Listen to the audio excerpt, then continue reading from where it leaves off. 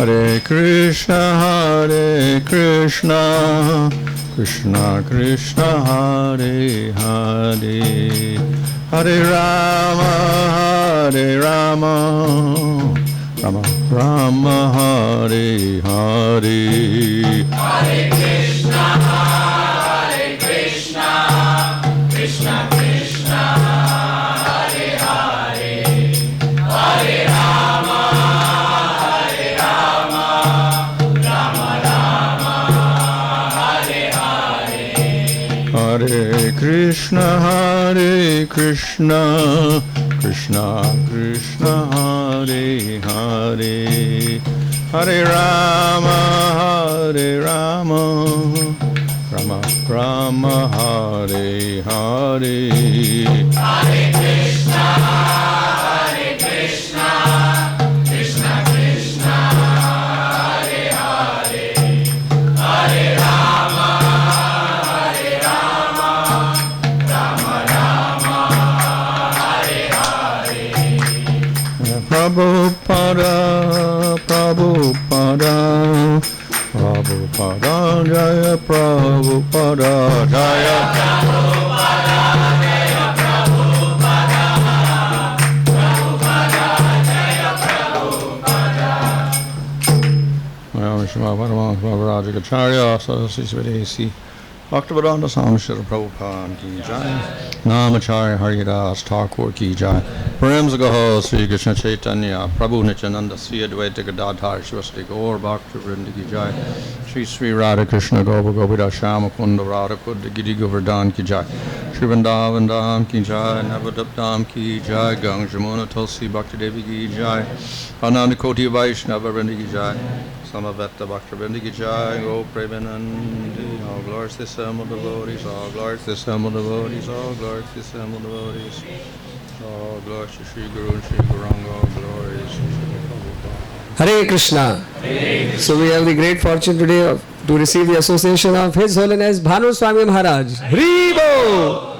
So Maharaj has been explaining the Bhakti Rasamrita Sindhu, which is the mainstay of Gaudiya Vaishnava Siddhanta, because it talks about rasa and explains it in great details. Of course, we also need a Rasika devotee who can actually explain, who is actually relishing it and who has gone deep into the ocean of Bhakti Rasa so as to explain it. So Maharaj is, we are so fortunate to actually receive this association, because Maharaj these days is now describing about the ingredients of rasa. That's the southern section of Bhakti Rasamrita Sindhu, which is rarely actually discussed among devotees, though that's the prime subject matter, because the first section was mainly just the introduction to all different types of bhakti, but later on the actual thing has started in the Bhakti Rasamrita Sindhu, and we have the association of Maharaj, and it's being recorded. So for the devotees worldwide as well as for all of us, it's a great fortune that we are actually learning this directly from the lotus mouth of Maharaj. Come, let's welcome His Holiness Bhanu Swami Maharaj by 3 times loudly chanting Hari Bol, Hari Bol, Hari Bol.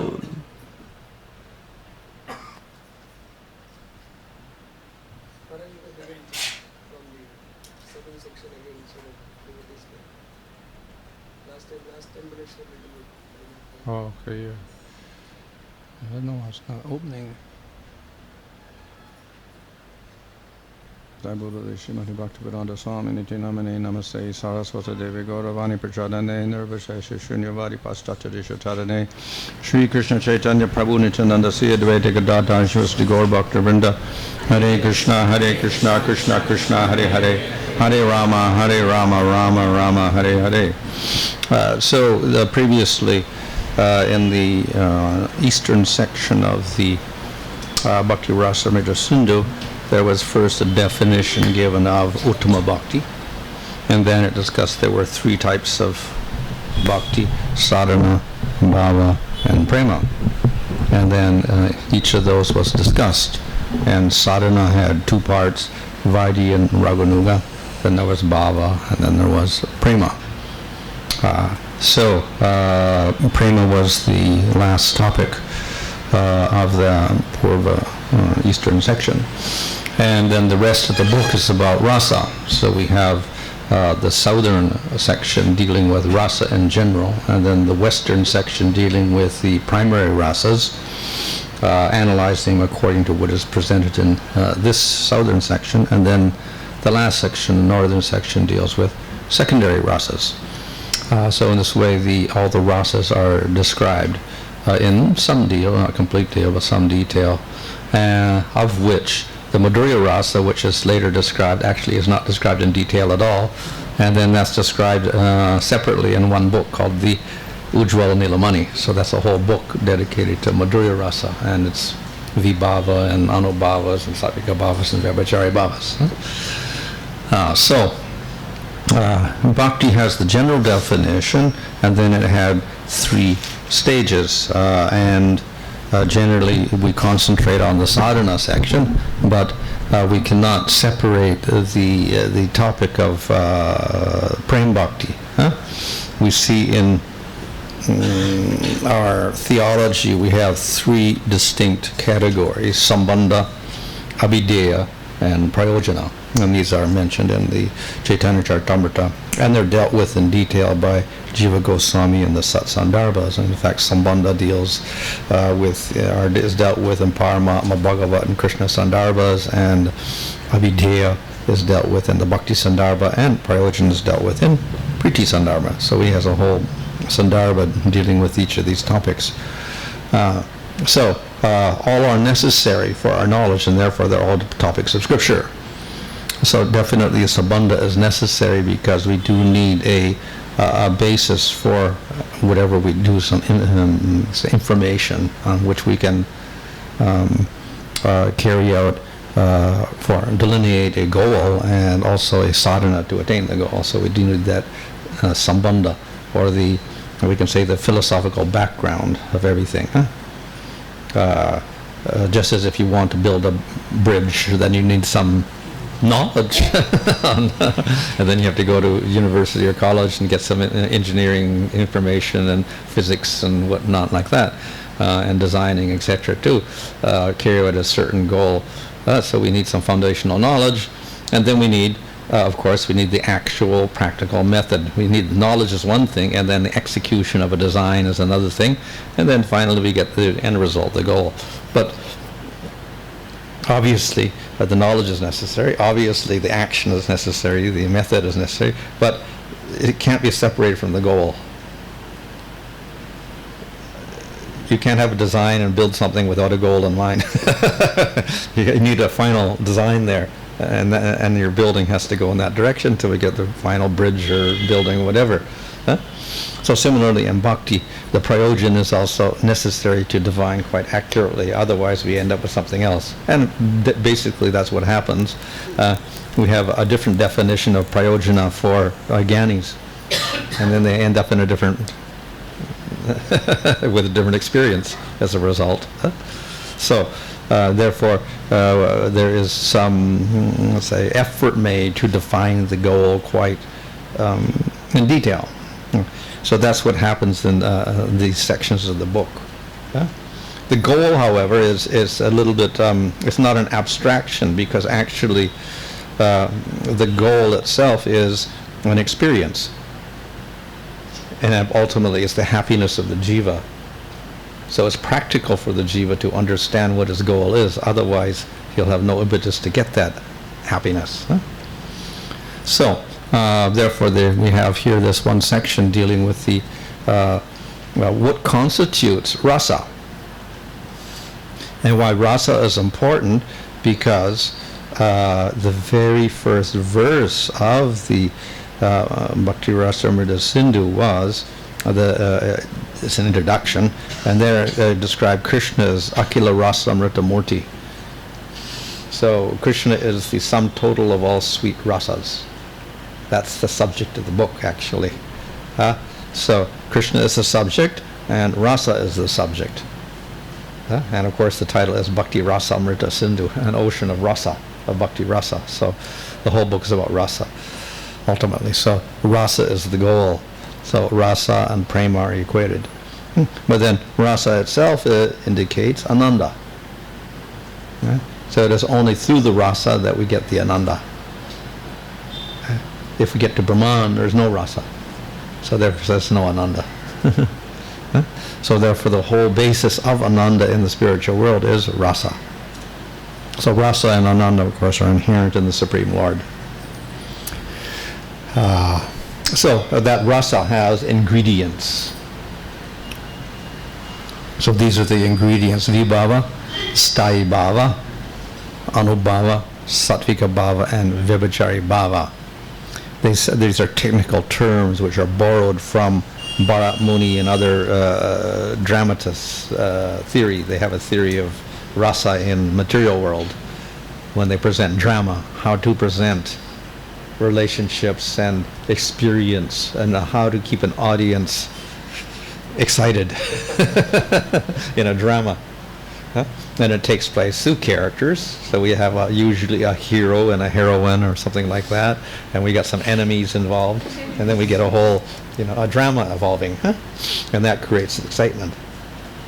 But the excitement takes place because of the relationships between these persons and the various emotions that arise between the persons. That's what creates the excitement ultimately.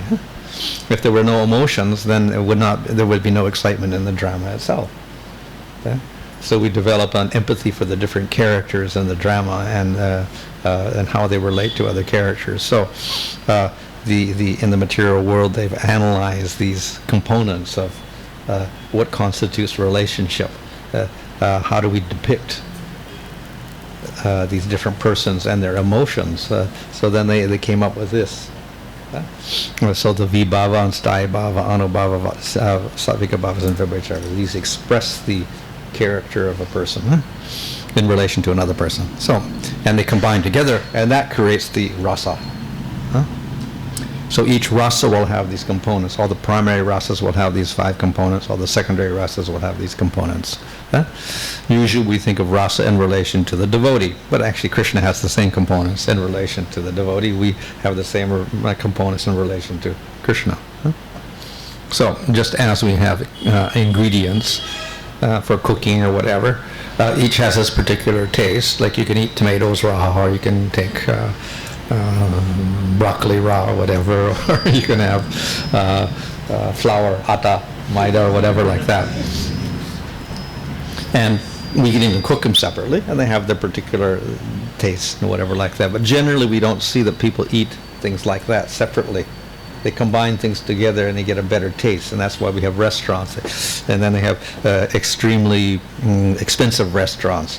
So in those restaurants, they're famous for let's say expertise in combining the taste in such a way that it has a very special taste.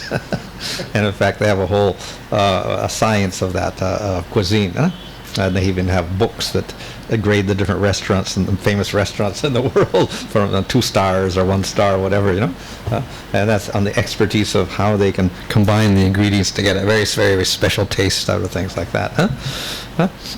So this is of course material taste and that taste itself, but then we have the same kind of taste in relationships that are involved, and we have a good taste that comes out, or we get a bad mixture called rasa bas, which is not actually a good taste at all. The elements are disharmonious, so they don't work. So what if you expertly combine the ingredients together, then we get something which is delicious coming out of it, like that. So that's how we have to combine the different elements of rasa, and then we finally get the rasa as a result. So all are necessary, but several are very, very foundational elements. One is the sthayi bhava. But the sthayi bhava cannot exist unless we have the vibhava. In other words, we need 2 people involved, and that's the vibhava. We need Krishna and a devotee. If it's just Krishna, there's no rasa. We can't have dasya rasa if there's just Krishna and nobody else. We can't have Madhurya rasa, there's only Krishna and no gopis. So we need 2 people in the vibhava.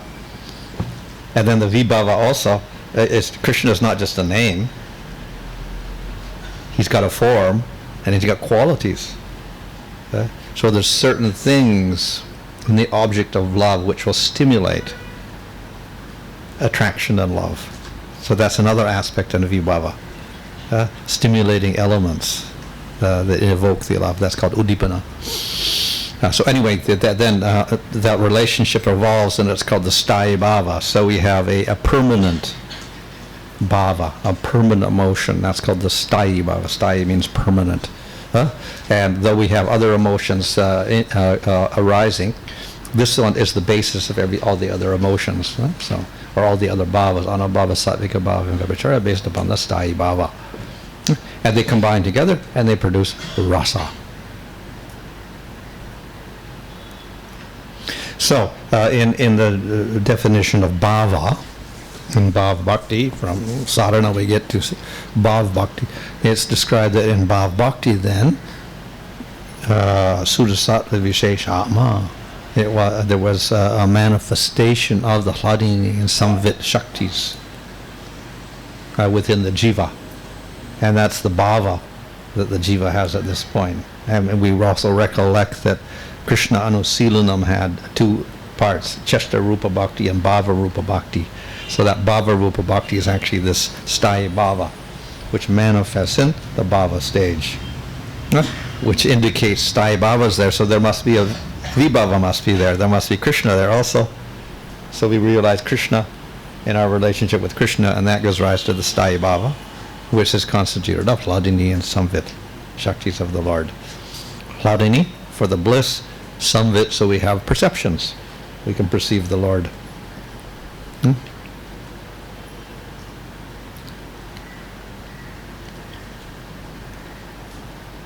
So, vibhava means the causes of relishing rasa. So it has two parts, alambana and udipana. So the alambana means literally means support. So there's two parts of alambana, the vishaya, the object of love, and the asraya. That's very simple, devotee and Krishna. That's the two essential elements necessary for rasa. Two persons. And then the third element is udipana, the stimulating factors in the object of love or associated with the object of love. So we have Krishna's color and Krishna's flute and Krishna's clothing, etc. Or Krishna's place. So many things. And it's based on this that we get the sthayi bhava evolving.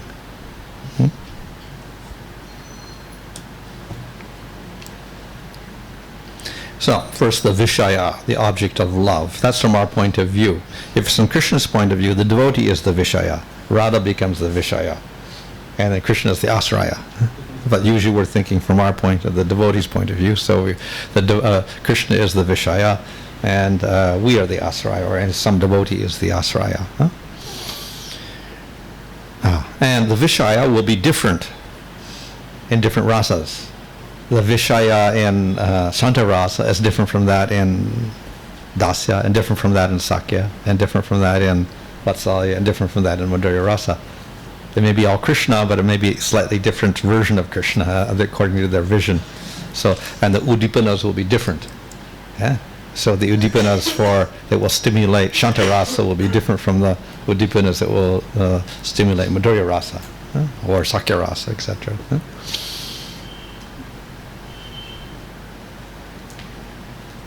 So, that Krishna has his swarup, his very form. It may be a disguised form, or maybe the actual form. Usually it's the actual form, but in some cases we have a disguised form. For instance, Krishna dresses up as a queen in Dwarka, and then everyone is looking at this queen, and they suddenly become attracted to the queen. But it's actually Krishna, but it's a disguised form of Krishna. But still it stimulates love, even if they don't know it as Krishna. Or we have Krishna as the cowherd voice, so that's a disguised form of Krishna, covered form. But it's still Krishna. So he has his swarupa and then his disguised form.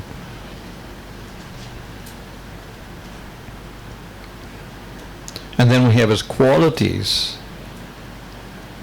as part of the alambana itself.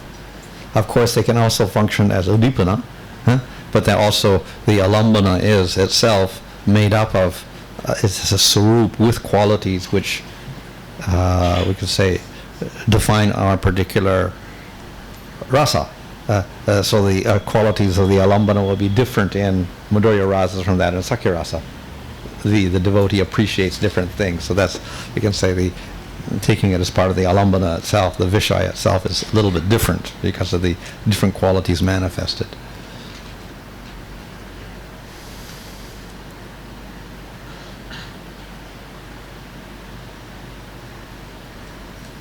So when they simply support the alambana, then we can say they're part of the alambana. When they act as separately, then they become udipana.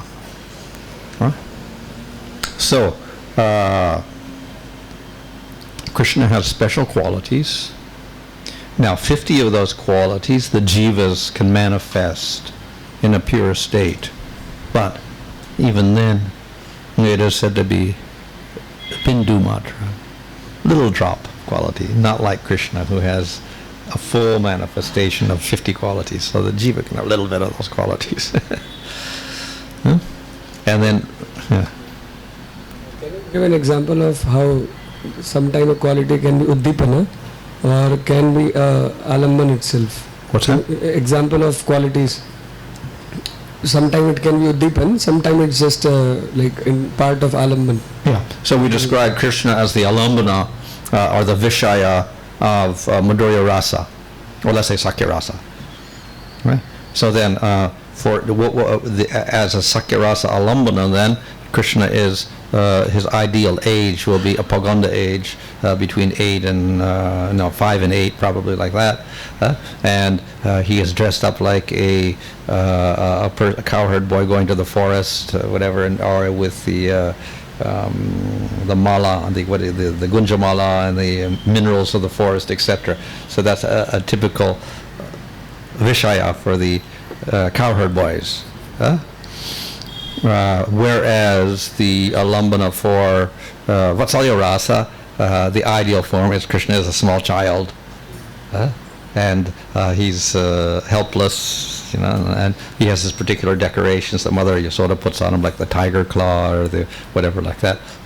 So he has a particular features which are, we can say, his sarup, part of his sarup there, but they're qualities, but they're part of the sarup for that particular rasa. But then those same qualities will act as udipana. For instance, Mother Yasoda, if she finds Krishna's tiger claw somewhere in the corner, she'll wonder what, and then she thinks of Krishna, and then it acts as an udipana to, think of Krishna himself. These are like the paraphernalia of Krishna, and also the age, but specific to the qualities which the Krishna exhibits. If you can give us example of that. Oh, well, as I said, Krishna has 50, 55, 60, and 64 qualities. So they're part of a sarup. They define Krishna as different from everybody else, different from Shiva, different from Jivas, and different from Vishnu. So we have 64 qualities. So they are part of his sarup. So then we could say that that's part of the vishaya of Krishna in a general way. And then, when one is interacting with Krishna, the particular sweet pastime manifests, and that becomes a stimulus for, let's say, Madhurya Rasa or something like that. The Rasa Lila manifests. So that Rasa Lila acts as an udipana for Krishna. So that's part of his Madhurya Lila, one of his 64 special qualities. He has sweet pastimes. So when Madhurya, the Rasa Lila manifests, then that acts as a stimulus for the gopis that stimulates their Madhurya Rasa. So then it acts as an udipana also, even though it's part of his sarup that he's got 64 qualities, and that Madhurya Lila is one of his special qualities, which distinguish him from everybody else. They're rather indistinguishable, so within pastimes itself, these 64 qualities will actually act as udipanas. But then we also distinguish Krishna from everybody else by 64 qualities, and they're acting as, let's say, vishaya. So 5 extra qualities manifest in Shiva, and others like Brahma sometimes, when he assumes the role of, when the Lord assumes the role of Brahma, and others Indra or something, and they can also have these 5 extra qualities. So his form is eternal, unaffected by Maya. So actually then Shiva has an eternal form, even though sometimes we say he's in Tamagun, he's actually not in Tamagun. He appears to be a tamagun by close association, but he's not. So, unaffected by Maya. His form is eternal. It doesn't take birth. Has knowledge, so he cannot be affected by ignorance. Eternally youthful. That form does not grow old. Pure Satchidananda body. Yeah? And all siddhis are powers. So these are extra qualities that don't manifest in jivas. Jivas are, they can have a material body, they can be subject to birth and death in that body, etc. So those that don't take bodies then would be persons of special category like this. Huh? This Mohini Murthy pastime, does it show that actually he is not under control of the Mahamaya, but actually Yogamaya controls Lord Shiva? Yeah.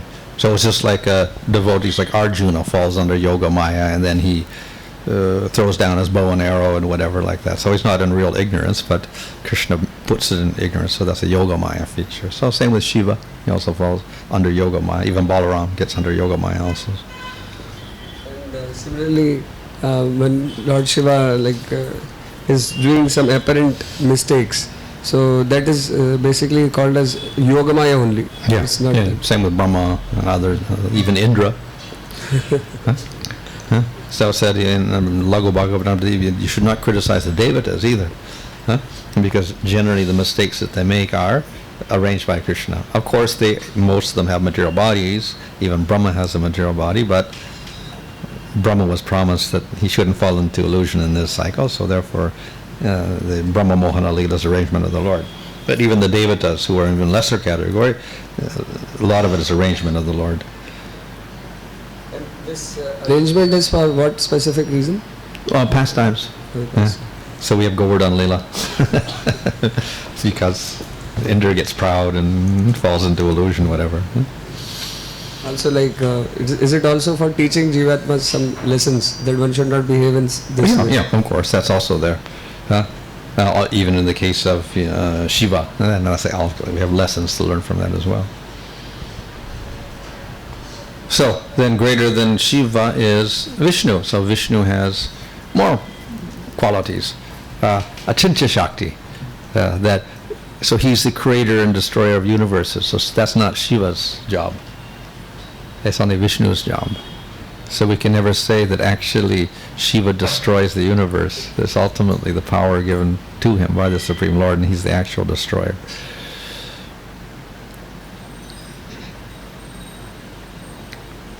Destroys karmas. He's the one that destroys karmas. He can bewilder even Brahma and Shiva, so he's greater than them. His form includes millions of universes. They're within his body, and they manifest from his body, millions of universes. He's the source of all avatars. So Shiva is not the source of all avatars. Shiva does not emanate universes from his body. So these are things that Vishnu can do and not Shiva.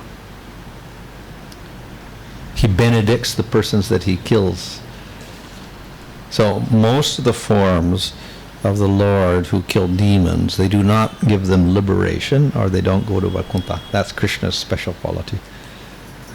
But they do get elevation in the sense that they get nice material life. They may go to Svargaloka, etc. If Vishnu kills a demon, then he doesn't go to hell, at least. He attracts the Atmaramas. So those who are liberated or have got some realization of Brahman, they also become attracted to Vishnu or Krishna.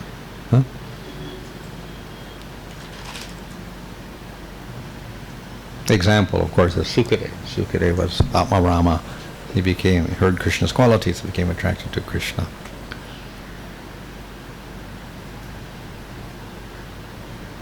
So these are the qualities of Vishnu, or their forms. They also manifest in Krishna in a more remarkable form. For instance, this quality of his form includes millions of universes.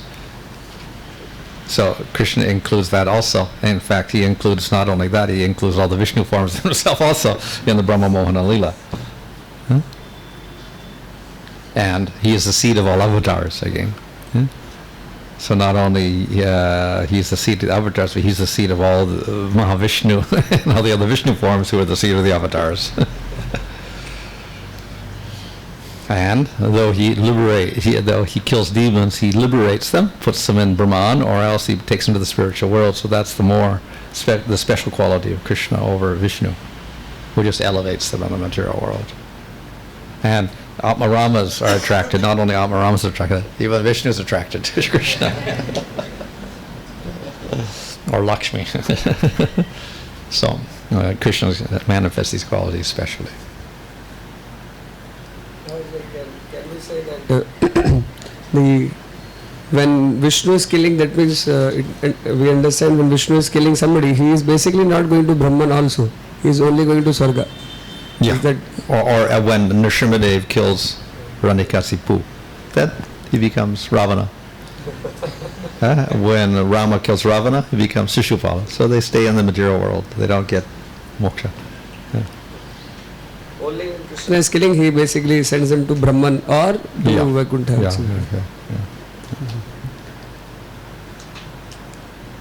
But the karmas are destroyed in each case.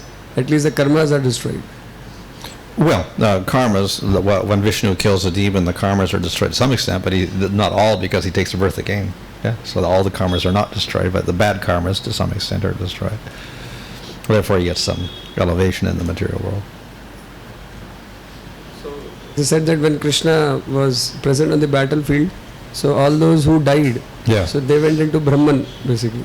Yeah. And they weren't even killed by Krishna, a lot of them. They just saw Krishna, so they got blessings from that. So, besides these 60 qualities, we have the 4 extra qualities that do not manifest in others at all. So we have his sweet form, his devotees filled with prema, his sweet pastimes, and his sweet flute. So we have the rupa madhurya, sweetness of his form.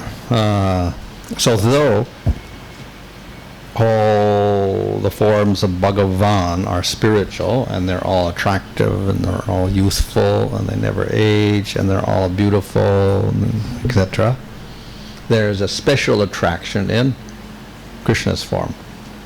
And that special attraction is the Madhurya aspect of it. A great sweetness. And the form itself evokes an intimate relationship. So we can say that when one sees that form, one forgets about his nature as Supreme Lord. And one only develops some emotion or affection for him, which is very intimate. So that form itself evokes intimate relationship without awareness of him as God.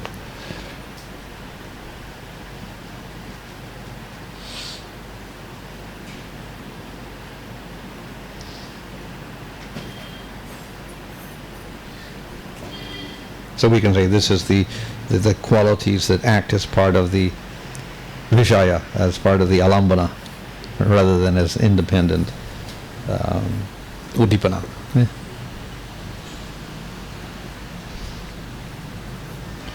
Now, this Rupa Madhurya is ideally manifested in Vrindavan Krishna. So that's called Purnatama. In Dwarka and Mathura, there's some elements of sweetness, but then that's mixed with the idea that Krishna is Supreme Lord, so therefore it is of lesser quality. Still, even that Dwarka Krishna has some sweetness in it, which distinguishes him from other forms of the Lord, such as Rama or whatever like that. So, in this way, there's some distinction of Krishna, even in his Dwarka and Mathura forms. That's distinct from Rama or Nrsimhadev or Vishnu. We can say this way, that the same quality of Rupa Madhurya, though present in Krishna, is present in the maximum in Vrindavan Krishna. Yeah. And actually also in that, within that, the maximum while he is actually interacting with gopis. Yeah. Yeah. You can say this way. Yeah. Yeah. So there is a gradation between these qualities, and although Yeah. it's all Rupa Madhurya, but still it's Rupa Yeah. Madhurya of the extreme most order, which is present as Alamban for the Madhurya Ras devotees. Yeah. Is that the... Yeah. And he's surrounded by very sweet devotees. So because he has sweet form, Rupa Madhurya, therefore it evokes sweet relationships of Dasya, Sakya, Vatsalya and Madhurya. The other forms of the Lord generally only stimulate Dasya Rasa in Aishvarya. So we don't even have a variety of rasas. And it's Aishvarya. If we go to Dwarka, then we do have a variety of rasas. There we have Dasya, Sakya, Vatsalya and Madhurya, even in Dwarka or Mathura. So that's a little bit distinct from the others. So in that sense, and there's some sweetness there, a little more intimacy there. But then we find the greatest devotees are those who see Krishna in Vrindavan, where there's no mixture of Aishvarya at all. So we get a proliferation of Sakya and Dasya and Vatsalya and Madhurya there, much more than in Dwarka.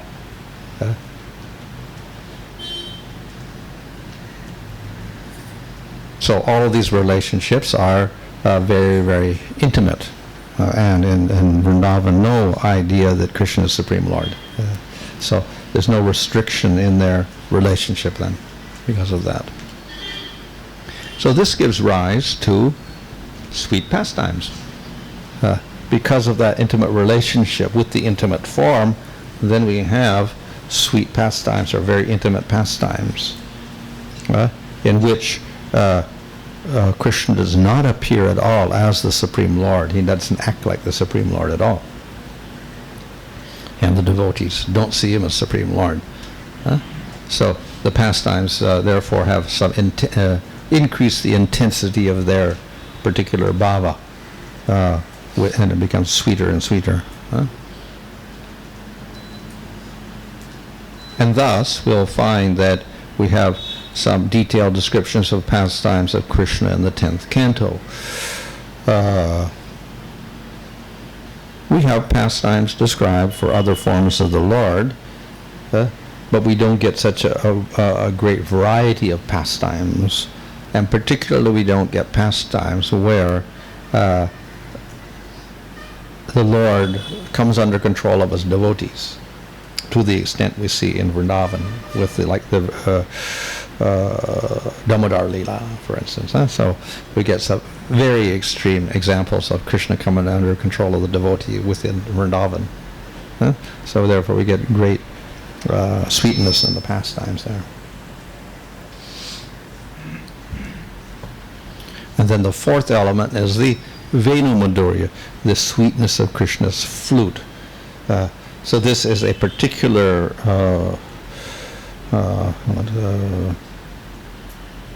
object of Krishna in Vrindavan, which we don't see manifested in even Mathura or Dwarka, but it's a Vrindavan element. And Krishna plays the flute, and it stimulates all types of rasas.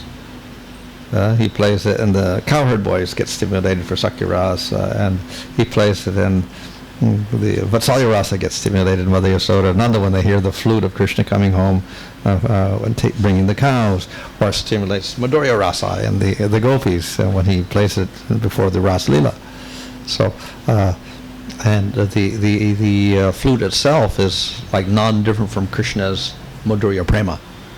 So therefore the person who hears that sound of Krishna's flute gets stimulated to have that very intimate type of prema for Krishna.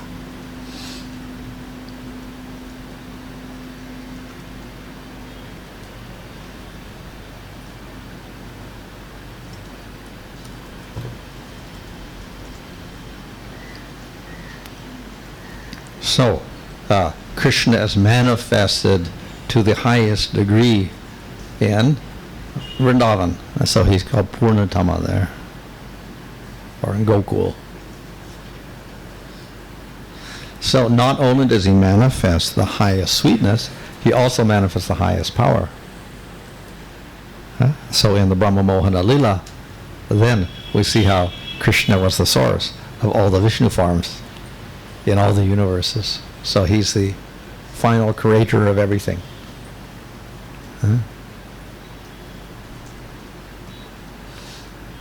So he manifests power, and he also manifests sweetness.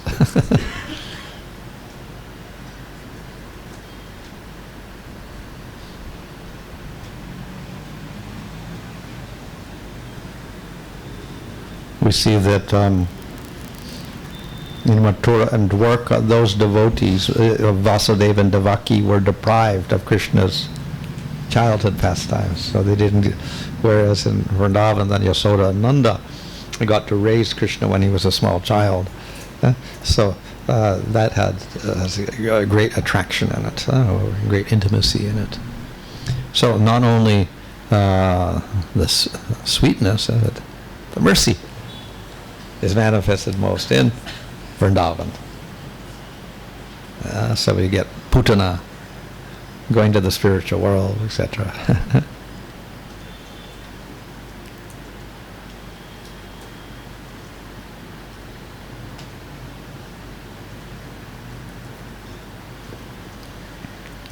So Purnatara means more perfect. Purnatama means most perfect. So Purnatara is more perfect than Purna. So there's a little bit of less manifestation of his qualities of sweetness, powers, and mercy in Mathura. And Purna in Dwarka, there's a little bit less manifestation of his qualities in Dwarka. And then he also goes to Avantipur or Hastinapur or Kurukshetra. So there he manifests different amounts of qualities with different persons. So with the Brajabasis, then he manifests good sweetness and whatever. With other people, less qualities. So variable.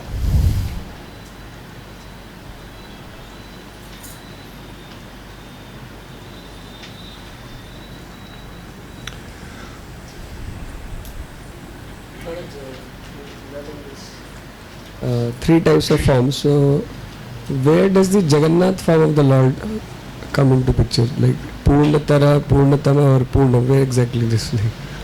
Something like the Dwarka form. But we can say that it is maybe a little bit more, a little higher, because there is some intimacy there with that form of in Puri, the Puri form of Jagannath. But it's associated with Dwarka as well, so it's a mixture. Can you say between, it is Purna and Purnatara, that means? Yeah. Between that. Because Dwarka aspect with little more intimacy means Mathura type of intimacy. Well, Lord Chaitanya Mahaprabhu was present in Puri, but he was seeing Jagannath as Krishna with flute. Yeah, Vrindavan Krishna. Vrindavan Krishna. But And in separation. Madhurya Rasa in separation. however, actually the Jagannath Puri form is basically between Purna and Purnatara. Yeah. Because it's what Krishna, Balaram, and Subhadra. So obviously, it's not Mathura. It has to be Dwarka. So when we devotees, Gaudiya Vaishnavas now, like if we have to worship Jagannath, so that would mean that we are sort of trying to cultivate a relationship in Dwarka. For devotees, well, if we adopt the mood of Chaitanya Mahaprabhu, then it becomes more Vrindavan. Like in the Puri Rath Yatra, then Lord Chaitanya was taking Krishna back to Vrindavan. So I think that's the mood, more or less, that the devotees think of Jagannath as Krishna and more like a Vrindavan form. From that perspective, actually, even if we see Vishnu, we basically understand that actually Krishna is the source of this Vishnu also. So in that sense, whichever deity it is, it's basically the mood then with which we are seeing them. Yeah, well, just like in the Bhagavatam, all the other cantos describe other forms of the Lord. So when the devotees read it, when we read it, then we think of these as expansions from Krishna, and that their whatever qualities are in these forms are also at Krishna.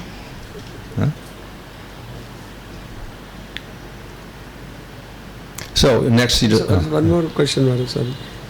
when we say that this childhood pastimes are basically representative of sweetness, Purnatama, and also Brahma Mohan is full power, and Putna, killing and getting a mercy, is full mercy, and that's Purnatama.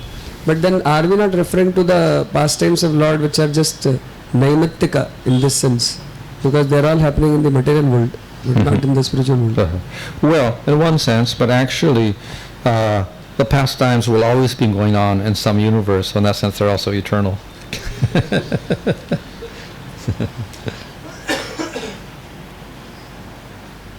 still they are within the material universe, which means once the devotees becomes perfected, they don't experience these pastimes. If they go to the spiritual world. But then they may also participate with Krishna in the material world. They come as part of his pastimes also. Of course, even in the spiritual world, there is a little bit of variety there. So in Brihad Bhagavatam describes the Kaliya pastime takes place there also, or I think it is the Aristasura pastime takes place also, or we have lifting of Govardhan, and we even have leaving and going to Mathura taking place in the spiritual world also, though don't normally think of all this as demons and demons in the spiritual world. Krishna never leaves Vrindavan, but they seem to take place there also. But then it's a repetition more or less, and then it resolves, and then the demons themselves become devotees in one sense, or whatever. They, I think Aristasura becomes a pet horse or something like that. So there's no killing there. The demon gets conquered, or Kaliya gets conquered, and it's a cooperative snake. And the pastimes seem to be there, even that we think as for material world, they can take place there, but then they disappear again, and then repeat it again later on. These childhood pastimes also, they take place in the spiritual Vrindavan, in the sky, the spiritual sky Vrindavan. Which ones? Take place the childhood pastimes? To some degree. But Krishna's of Kaishore age, that's the ideal age. But within that Kaishore age, all the other qualities can manifest of Balya and Poganda as well. So therefore the Yasoda is satisfied and whatever, and they can even see Krishna as a small child, even in his Kaishore form. And so therefore they can have pastimes with him as if he's still like that. So the same pastimes we see in the material world of Mother Yasoda raising Krishna, more or less she can do the same things in the spiritual world. She can bind Krishna, she can feed Krishna her own milk, it looks all like, this. Yeah. So it is described that when Krishna came to Devaki, so he was already 11 years almost when he came to Mathura. But that time, I think it says that Devaki also fed Krishna the milk at that time. So although he was already 11 years. We find even when Krishna went, when the gopis and Krishna and the Brajavasis went to Kurukshetra, then Yasoda and Nanda put Krishna and Balaram in their laps like little kids, even though they were 100 years old or something, I don't know, very old. And they saw them as their small children still, and milk was flowing from her breast again. So. Okay. 4 types of Krishna. One is Dhirodatta, which means very noble. He is inscrutable, modest, tolerant, merciful, determined in vows, obscures others' pride, is not boastful, is strong. Is called Dhirodatta. Very, very ideal qualities of a person. So Krishna sometimes manifests this aspect in relation to other devotees in Vrindavan and other places as well. But then he can also manifest Dhira Lalita, or very playful mood. He's clever, endowed with fresh youth, a Kaishore period, skillful at joking, free of worries. He's controlled by his dear devotees. So it's like a carefree person, very playful type of person. This is more of a sober person, and very tolerant and merciful. Then we have the Dhira Shanta. Learned say he who is peaceful, tolerates suffering, uses discrimination, possesses qualities like modesty is Dhira Shanta. So he's quite modest here. And then we have the complete opposite here, Dhirodatta. He's very proud. So this manifests when Krishna confronts the demons usually. Yeah, he shows envy, pride, deceit, anger, fickleness, and boastful nature. Huh? So, Krishna will manifest all four personalities at different times in relation to different persons. Now, some of the qualities are contrary. But in Krishna, it's not impossible. He can have all contrary qualities because he has unrestricted power. So there should be no fault in seeing these opposite qualities in Krishna. Huh?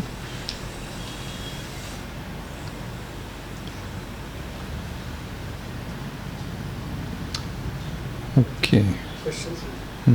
Questions? Anybody has questions, please?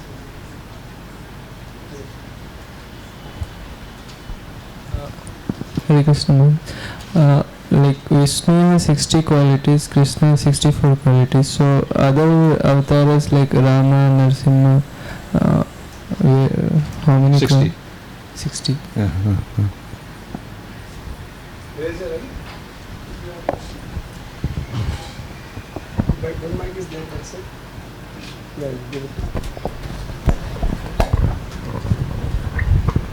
Maharaj, when you understand that actually a devotee who is in the material body, when he experiences this kind of relationship with Krishna, then due to the spiritual emotion, he gets that kind of symptoms like crying or hair shining on the body, etc. So these are all because of the limitation of the body, a material body, that he experiences all these things. Also in the spiritual world. Yeah, that's what. Even spiritual world. Yeah, in the spiritual, how do we understand that? Because when Krishna in the form of Jagannath exhibiting those qualities, and even in the spiritual pastimes, those things are there. So if due to the limitation of the body, whether the emotions, or even Krishna experiences. Yeah, even Krishna experiences. So how do we understand that? This is just an aspect of their, we can say, their spiritual constitution, somewhat like the material constitution. It's spiritual. So it's described that the different elements of the body get disturbed by extreme emotions. Now, of course, in the spiritual world, they don't have material elements at all, but still they describe it in terms of earth, fire, air, ether, like that, and they get disturbed, and then that causes different symptoms. So you disturb the water element, and then you get crying or perspiration like that. But spiritual world, they don't have earthly elements, obviously, but we could say there's some equivalent, let's say, constitution in their bodies in the spiritual world, so we get a similar type of result. That's all. Of course, we can even say there the sattvika bhavas in the material world are, we can analyze them in terms of nervous reactions and chemical reactions, in terms of, tears or perspiration or shivering, etc. We could analyze it. So those things don't exist in a spiritual body. Nevertheless, things happen in a similar type of way in the spiritual body, all based upon the emotions that are evoked. So in the material world, we have material emotions causing chemical reactions and nervous reactions. Spiritual world, we have spiritual emotions affecting the spiritual body, and then we have similar type of interaction to create similar type of symptoms. That's why we say that the spiritual world is material world is sort of a replica of the spiritual world. And also in the third canto and Brahma Samhita both, it describes that the different elements which we have here basically are all representative of the elements there in the spiritual world. So different Shaktis of the Lord are basically sort of holding those powers, and they are manifesting it here through material agents. Questions? Any other questions? Last question. Maharaj, what is the role of intelligence in spiritual life, where a sadhaka has to use it? Well, intelligence actually, not just in bhakti, but in jnana is very important. They have viveka, or discriminating power, which is very, very necessary there to distinguish atma from body, etc. And in bhakti as well, those not so much emphasized. Nevertheless, we do need intelligence to analyze sambandha gyan, to get proper knowledge so that we can do bhakti properly. So therefore, intelligence is also necessary to get knowledge by which we can get sambandha gyan and determine the proper process, abhidhyaya, and define the proper goal. So we have to use our intelligence to do that as well. So this looks like material intelligence, but actually we can say because it's related to the Lord, then it becomes spiritualized. That same intelligence, if it's not spiritualized, is just material logic, and it will be used in other ways. Or a materialist with a similar intelligence will not even bother to analyze sambandha gyan at all. He'll just go off and enjoy in the material world or do something else. Or he may even take to a logical process and follow jnana instead. So intelligence is there, but it's a particular type of intelligence based upon faith.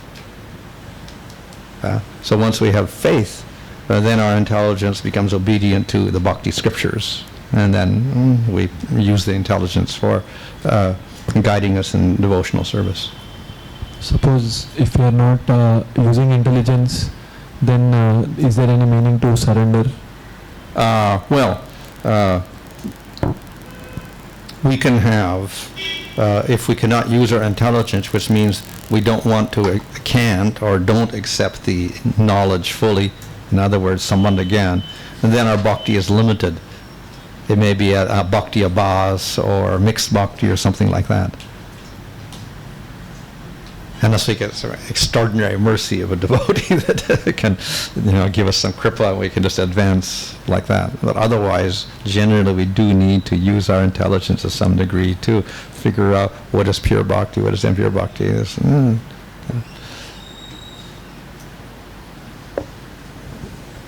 His Holiness Bhanu Swami Maharaj ki Jai.